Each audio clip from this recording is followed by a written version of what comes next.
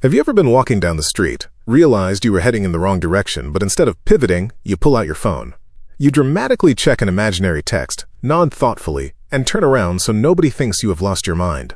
We laugh at these anxious quirks, building subcultures around the mental gymnastics we perform to avoid looking foolish. Evolutionarily, looking foolish meant social ostracization and wandering alone. Your phone is a modern shield against a primal fear. But there is a point where those funny habits turn incredibly dark. You are here to understand how anxiety feeds self-hatred. Deep down, you have noticed the shift. Your anxiety is no longer just making you overthink. It has mutated. It runs a quiet, ruthless psychological program designed to completely dismantle your self-esteem from the inside out. Today, we will expose exactly how it operates. Look closely at a highly anxious person. You will notice a contradiction. They relentlessly double-check their work, apologize to inanimate objects, and meticulously scan rooms to ensure everyone is comfortable, at the expense of their own oxygen. Logically, someone so invested in doing the right thing should feel secure. But they don't. Instead, they harbor a quiet, venomous disdain for themselves. You would think anxiety is just a biological survival mechanism where your brain shields you from social rejection. But at some point, the camera flips. The multi-million-dollar security system you installed to watch for outside threats suddenly points all its lenses inward. It locks the doors, cuts the power, and decides you are the intruder. Anxious people learn to fear their own reactions to the world.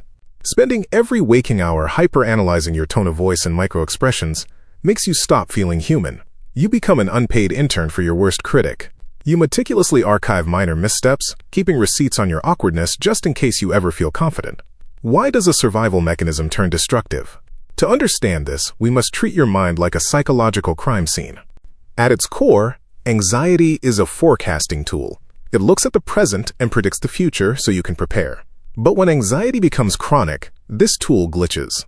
It abandons logical outcomes and generates high-budget, catastrophic fictions. Let's say you attend a social event.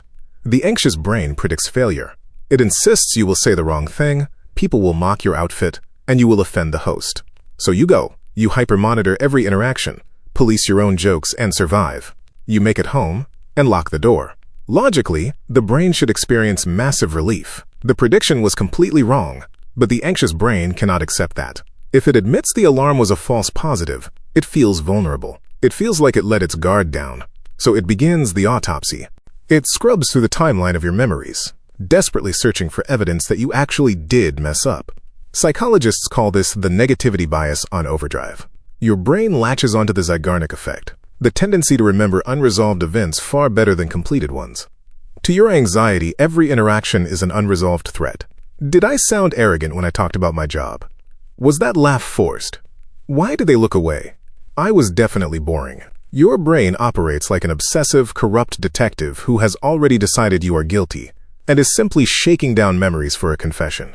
If you look hard enough at any social exchange, you will find a micro moment of awkwardness. The detective finds the clue. The anxiety is validated. See?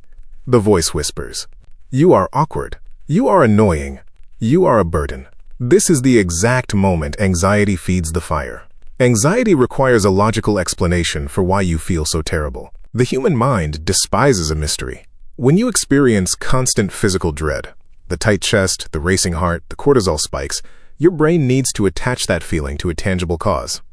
This is cognitive dissonance. Your body is reacting to a threat, so your brain must identify one to make the math work. If there is no immediate external threat, the brain looks inward. It runs the diagnostic and concludes, the problem isn't the environment. The problem is me. You start to believe the reason you feel broken is because you are broken. The anxiety demands a scapegoat for all this physiological tension, and you are the most convenient target in the room. But here is where the investigation takes a terrifying turn. Here is the twist that changes everything. It raises a question almost nobody asks.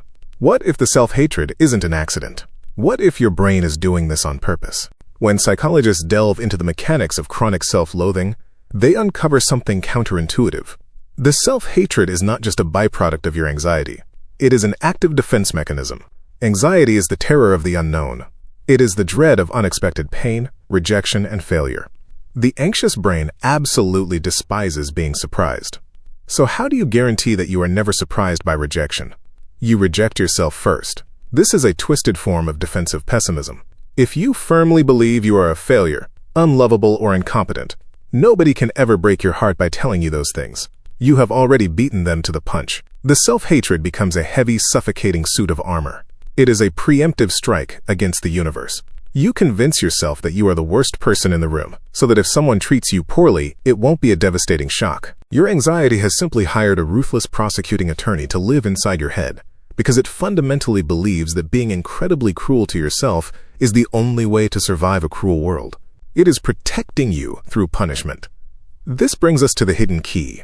People who eventually escape this suffocating cycle do not do it by forcing themselves to look in the mirror and chant positive affirmations. They don't magically wake up one day and start loving every single flaw.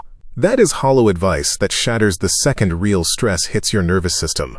You cannot out-logic a biological alarm system. People who actually recover do something much quieter but infinitely more powerful. They practice cognitive diffusion. They realize that the brutal voice inside their head isn't an authority figure delivering objective facts. It is a terrified child holding a megaphone. They stop arguing with the prosecuting attorney. They stop trying to present evidence of their own goodness. Instead, they recognize that the self-hatred is not an accurate reflection of their actual worth, intelligence, or personality. It is just anxiety's misguided bodyguard. It is a piece of outdated software trying to keep them safe from disappointment by keeping them miserable.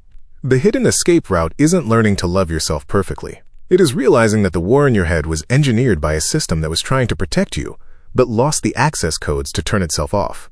You are not a bad person. You are not annoying. You are not fundamentally broken. You have just been carrying the crushing weight of a defense mechanism you no longer need. We spend so much of our lives hiding these quiet battles from the people around us, exhausted by the daily effort of pretending the internal alarm isn't ringing. But once you see the mechanism for what it is, once you realize the alarm isn't a threat but a glitch, it starts to lose its grip. You can finally stop fighting the intruder and simply unlock the front door.